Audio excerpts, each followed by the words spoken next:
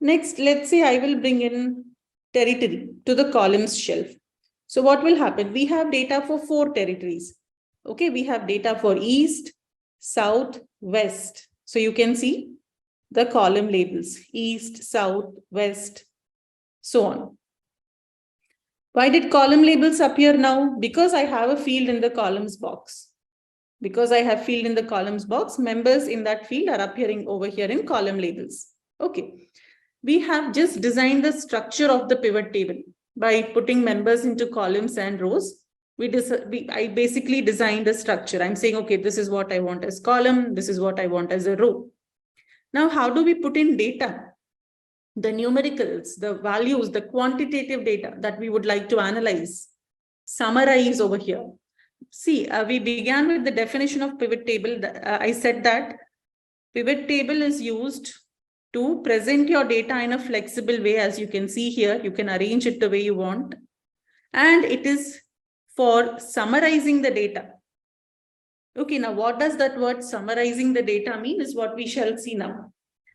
We will have to take the numericals or whatever data values into the values box. So look here, I'm going to drag profit and drop it in values. Once I do that, it is sum of profit and it is getting displayed. You can see the numbers getting displayed, the numericals. Okay, I'll keep it simple. I'll just remove territory from here. To remove a field, how do you remove a field from a box? Is just drag it out. Drag it out. Just leave it on the graph. Okay, it will go away. Now let's try to understand what Tableau has done. We don't have column labels anymore. That's gone. We are showing the sum of profit for various product types and individual products under it. Okay, certain options we shall see now. First, let us look at the design ribbon. The design ribbon, which comes up when we are working with pivot table, contextual ribbon. Okay. Now over here, we can go and choose what design we might want to our pivot table. Okay, as you can see, a lot of styles are there from where we can choose the style. Next, row headers will appear in bold. Okay, if I uncheck row headers, you can see coffee, espresso, they are all not very bold. Column headers. Okay, they are also not bold. So let me put it back. Banded rows we can have. Banded columns we can have. Okay, banded columns, alternate columns will get banded. Anyway, this yesterday with regular table also we discussed, it's the same. Then over here, blank rows, insert a blank row or a blank line after each item. If you want to clearly distinguish, you can do this. So after every block of data, after all the data corresponding to coffee, I have a blank row. After all the data corresponding to espresso, there's a blank row. Okay, so if you want to bring in clear difference or differentiate it clearly, you can do this.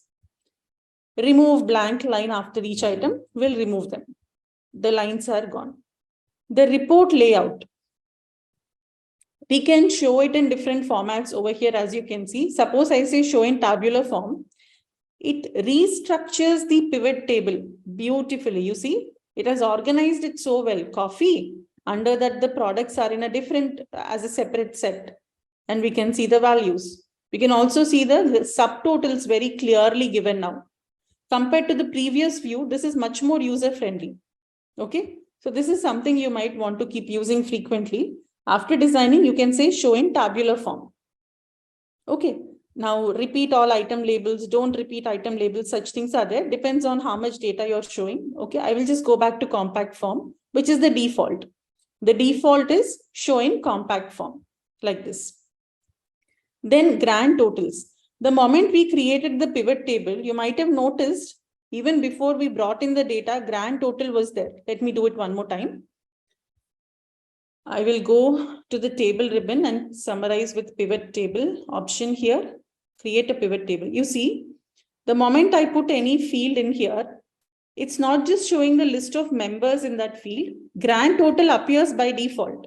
Even before putting any data in there, grand total comes. Okay, so here down here, top bottom left corner, you can see grand total. So it is the overall profit that it is showing us. The total profit means the profit of these products, then these, and these. Okay, if you add it like this, that is the summation of overall profit, 266,983. You can also look on the status bar for the same. You see here, total 13 numbers, average of the data, and the sum comes over there. Or if I just add the subtotals,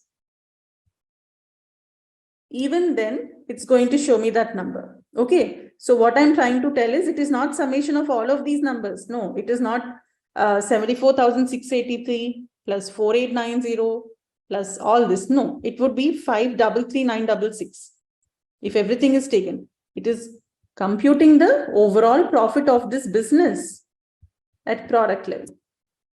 I hope you all understood. Now, let's say I'm not interested in seeing the grand totals. It's not very important.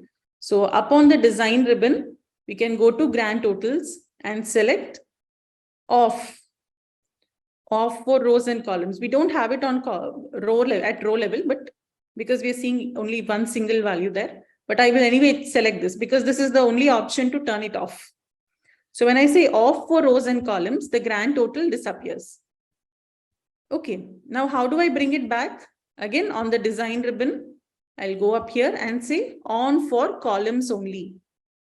If you want it for both rows and columns, you can select this. If you want only row level, you will go with this.